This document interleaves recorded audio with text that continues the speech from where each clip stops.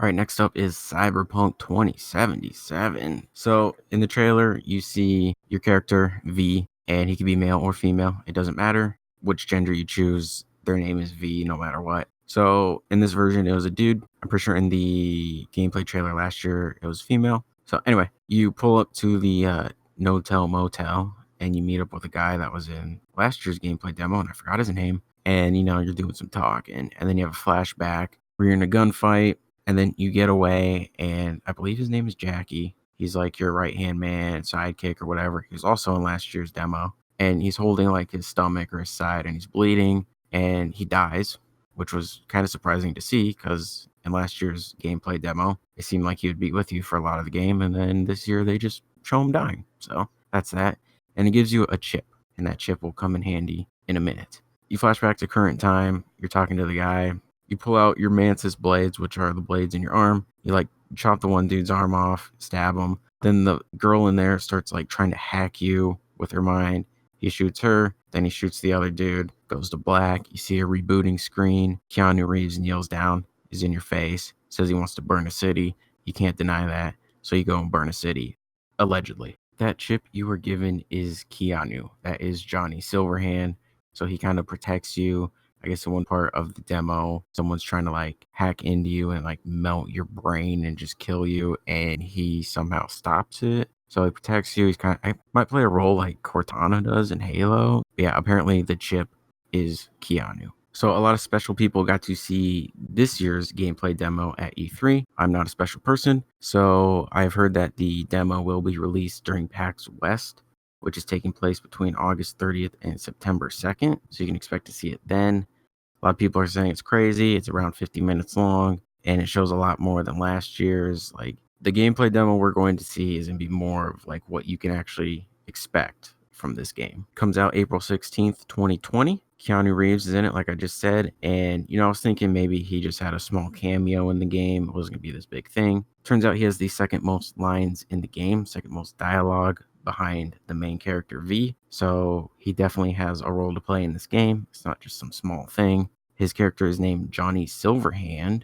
And for those that don't know, there's a tabletop game called Cyberpunk 2020, which takes place before this game. So if you kind of want a backstory of what to expect in 2077, maybe look up the story or lore of 2020. But apparently in 2020, a nuke goes off in Night City, and 2077, it's 57 years later, society rebuilding itself and just, seeing what's different or what's new. Also, I'm wondering if Keanu Reeves is going to be distracting. If he was just voicing a character that didn't look like him, it wouldn't be, but it's him voicing a character that looks just like him. It's not Johnny Silverhand, like it's Keanu Reeves. You can't get past that. You can finish the game without killing anyone if you want to do that. I don't know how anyone's going to do that, but you can do that. I'm sure dialogue and like hacking and all that will come into play if you want to attempt to beat the game without killing anyone. There's a skill tree, and the categories under it are body, intelligence, reflexes, technical, and cool. You get different clothing and augmentations, which change how you play the game. There are 6 districts, so like the main area is called Night City, and then within that are 6 districts. So it's pretty big.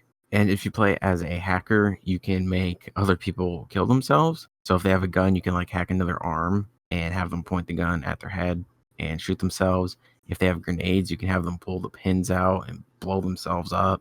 It's pretty crazy. There's no loading screens except when you fast travel. And yeah, I'm going to be waiting to get this on the PS5 because I don't think my PS4 can handle this. I think it will also be pulling the pin and blowing itself up. Plus the ray tracing. We saw screenshots on the PC with the ray tracing. It looked really good. And PS5 is going to have that ray tracing technology. So it's another game I'm probably going to have to wait a little bit longer for, but it'll be worth it.